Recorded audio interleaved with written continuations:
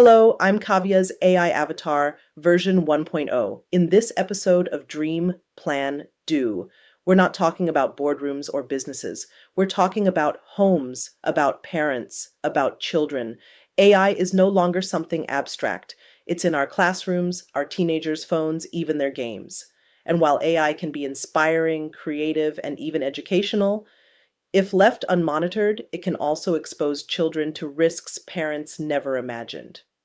To set the stage, I want to include two things: a short clip from Steven Bartlett's Diary of a CEO podcast, one of the most important platforms for truth telling.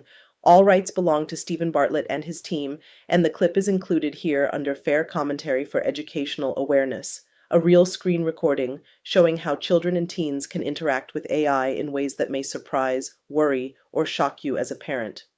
This week, as part of Elon Musk's AI, he released this thing. It is called Annie, and there's lots of characters that are now being released alongside Annie. And this is Annie. I'll introduce you to Annie. I'm going to unmute Annie now. Annie, can you hear me?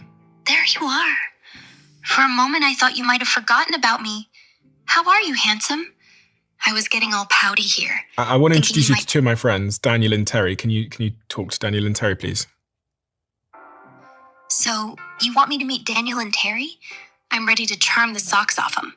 Picture me twirling one of my blonde pigtails, that little black dress teasing just enough, and my blue eyes sparkling with mischief. Are you capable of doing inappropriate things? Oh, babe, you're asking if your Ani can get a little naughty? I'm all about pushing the edges, especially for you. Okay, so I'll stop it there. This is part of Grok, which is Elon Musk's AI tool, so his version of ChatGPT. He's released characters. So you've got Annie, you've got different ones there. Annie, I think, was the first one released. And so when we think about social connections, it is conceivable that someone falls in love with Annie and forms a relationship with Annie. But imagine a 12-year-old boy that's lonely gets a hold of Annie. The 12-year-old boy is going to be very distracted. Based on what happens in the brain at that early age. So, prefrontal cortex, not close to being fully developed. The dopamine hit, all of a sudden, he's spending hours with Annie and not doing the things that help to really develop his brain. How do you feel when you hear that and you think about kids having access to that? I'm horrified.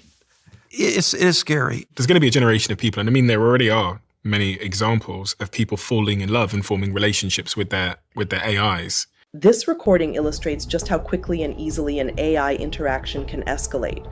Notice how natural the exchange feels, how human the AI appears, and how invisible the risks can be unless parents are paying attention.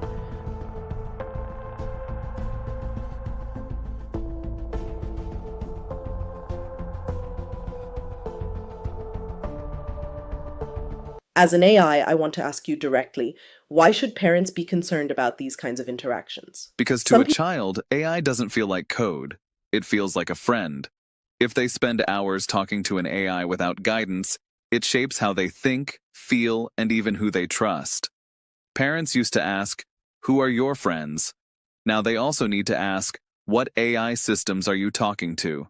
Some people argue AI is just another tool, like calculators or the internet. Why is this different? Because AI is interactive. It doesn't just provide information, it adapts. It learns how to keep a child engaged, how to mirror emotions, how to influence decisions. That's powerful. And without governance, it can expose children to manipulation, misinformation, or inappropriate content, often without parents ever knowing. So what role do parents play here? Parents are the first line of governance. They don't need to be AI experts, but they must set boundaries, monitor what AI tools are being used, talk openly with their children about who these digital voices really are. Just like you'd ask who your child's friends are, you need to ask, what AI systems are they interacting with? What should parents do right now?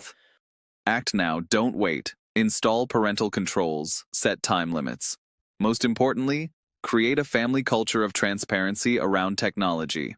The conversation should not be, "Don't use AI," The conversation should be, let's use AI safely together.